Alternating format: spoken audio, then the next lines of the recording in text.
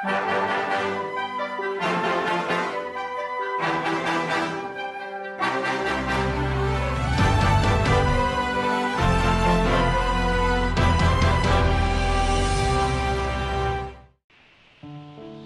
saya Muhammad Tariq bin Hamid Sultan dan saya merupakan anak kedua daripada 4 adik-beradik, mempunyai seorang abang dan 2 orang adik di bawah saya.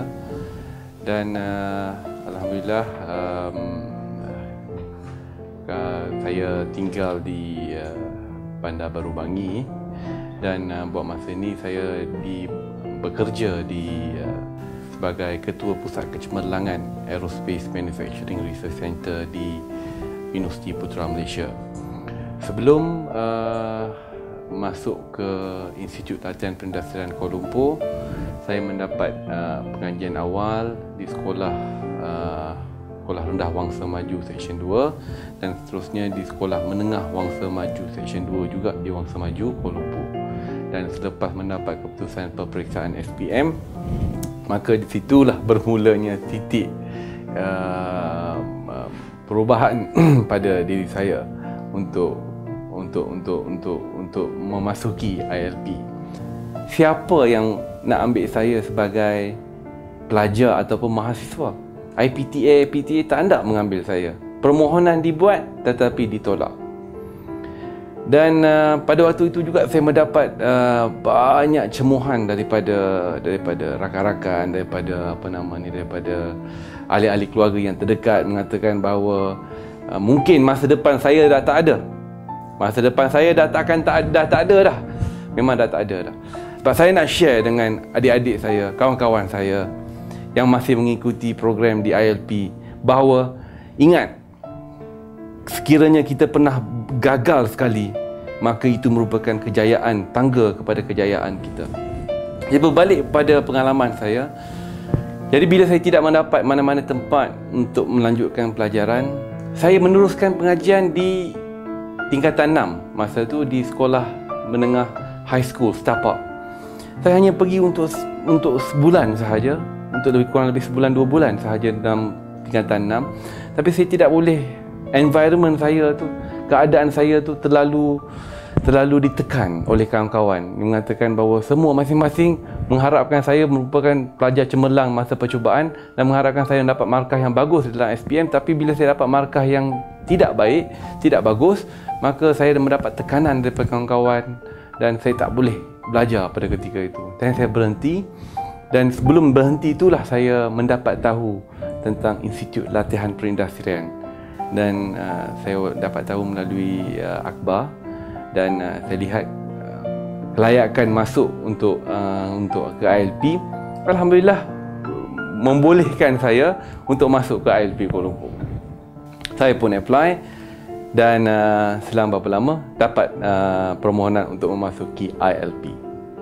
Jadi memang benar ILP kita lebih kepada kemahiran, bukan kepada bahagian teori, tapi lebih kepada kemahiran kepada kita nak hasilkan orang berkola biru, kejaya kola biru.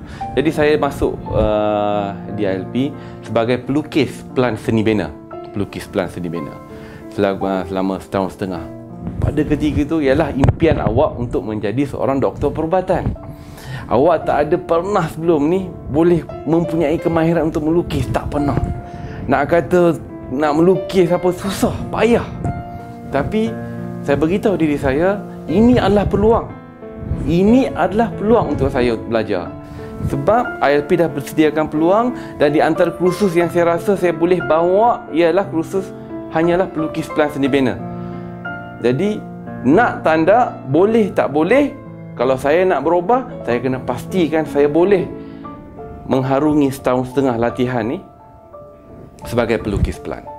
Ya, 6 bulan yang pertama agak sukar, tetapi dengan bantuan tenaga-tenaga pengajar di ILP, alhamdulillah daripada tangan yang keras ni, tangan yang keras yang susah untuk melukis, sehingga kita boleh melukis, boleh menulis dengan cantik dan sebagainya dalam masa tempoh 6 bulan.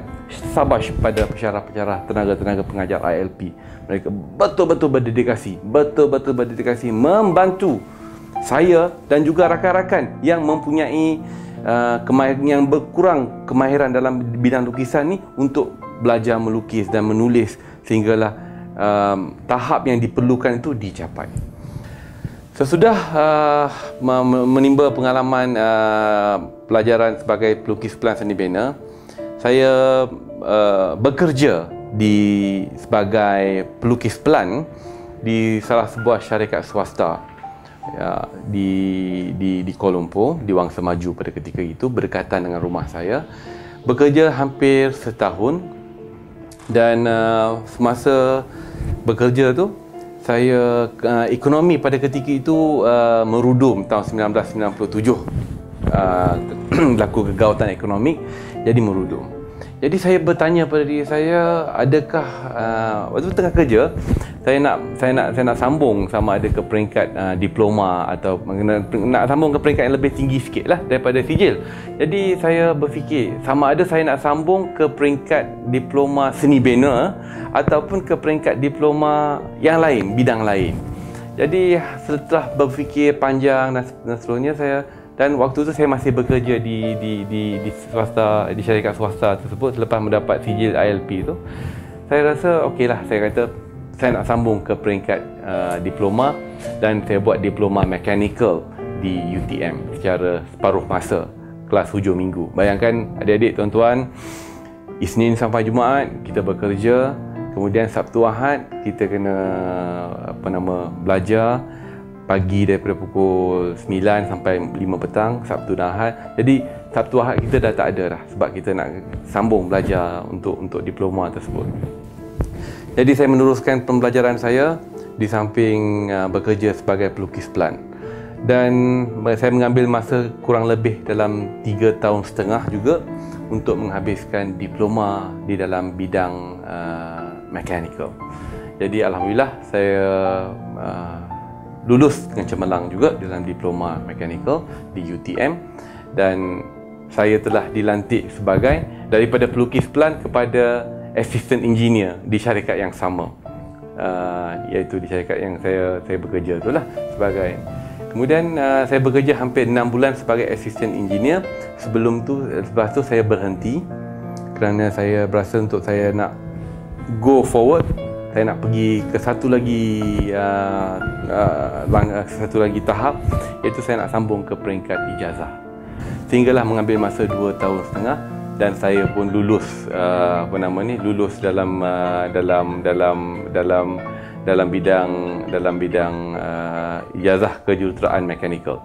So saya pun dapatlah Bachelor of Engineering Honours Mechanical, dan saya juga menerima anugerah Chancellor Best Student for Mechanical pada ketika itu. Pada masa tu umur saya dah 27 dan saya dapat Best Student untuk Mechanical.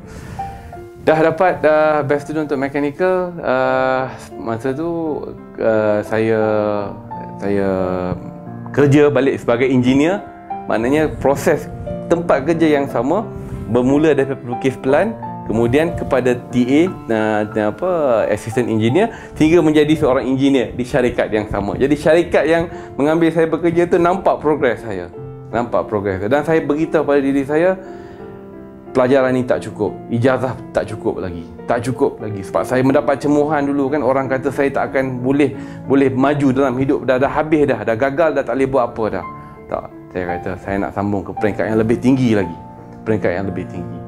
Dan saya masuk UPM tahun 2004 bulan November. Kemudian tahun 2005 bulan Februari saya mendapat peluang untuk melanjutkan pelajaran ke peringkat master. Saya pun habiskan master saya tahun 2007. Kemudian selepas menghabiskan master 2007, saya bertanya pada diri saya, adakah ini cukup bagi diri saya? Saya kata tidak, tak cukup. Kenapa tak cukup? Saya bercakap dengan diri, kenapa tak cukup? Oh, dulu saya dapat cemuhan. Dulu awak cita-cita jadi doktor perubatan, tapi tak berkesempatan jadi doktor perubatan. Jadi apa kita nak buat? Doktor tu Allah Ta'ala dorong juga. Last sekali Allah bagi juga doktor, tapi bukan perubatan. Doktor yang paling tinggi, iaitu doktor falsafah. Saya sambung ijazah doktor falsafah. mendapat beasiswa daripada Kementerian Pengajian Tinggi sebagai staf di UPM. Saya pun dapat beasiswa dan sambunglah ke University of Sheffield. Saya siap pengajian saya tahun 2 tahun setengah. Alhamdulillah, antara yang terawal saya habiskan PhD dalam masa 2 tahun setengah. Kemudian saya sambung selama setahun lagi untuk dalam bidang postdoctorate di tempat yang sama. Dan pada tahun 2011 bulan 3 saya balik pulang ke Malaysia dengan segulung ijazah Doktor Falsafah. Alhamdulillah. Alhamdulillah. Terima kasih pada Allah. Terima kasih kepada junjungan besar Nabi SAW. Terima kasih kepada ibu bapa saya. Terima kasih tak terhingga buat ILP. Sekiranya ILP tidak memberikan saya peluang pada ketika itu untuk mendapat latihan sebagai pelukis pelan seni bina, tidak mungkin saya hari ini berada sebagai seorang yang mempunyai ijazah kelulusan Doktor Falsafah. Tidak, saya tidak akan dapat peluang ni. Alhamdulillah. Terima kasih banyak ILP. Sebab itu saya rasa saya perlu membalas jasa. Sebab saya perlu membalas jasa saya pada ILP, kerana mereka telah memberikan saya peluang untuk saya hidup dan buktikan kejayaan. Alhamdulillah, kejayaan demi kejayaan saya memperolehi. Dan baru-baru ini saya telah mendapat pengiktirafan sebagai jurutera profesional, yang mana saya dah dapat menggunakan gelaran Insinyur IR. Jadi Alhamdulillah. Juga terima kasih kepada ILP kerana itu adalah stepping stone saya untuk kejayaan saya. Dan apabila saya pulang pada 2011, saya telah dipinjamkan di Kementerian Pengajian Tinggi sebagai pegawai khas di bahagian hubungan industri, dan saya di sana selama 2 tahun.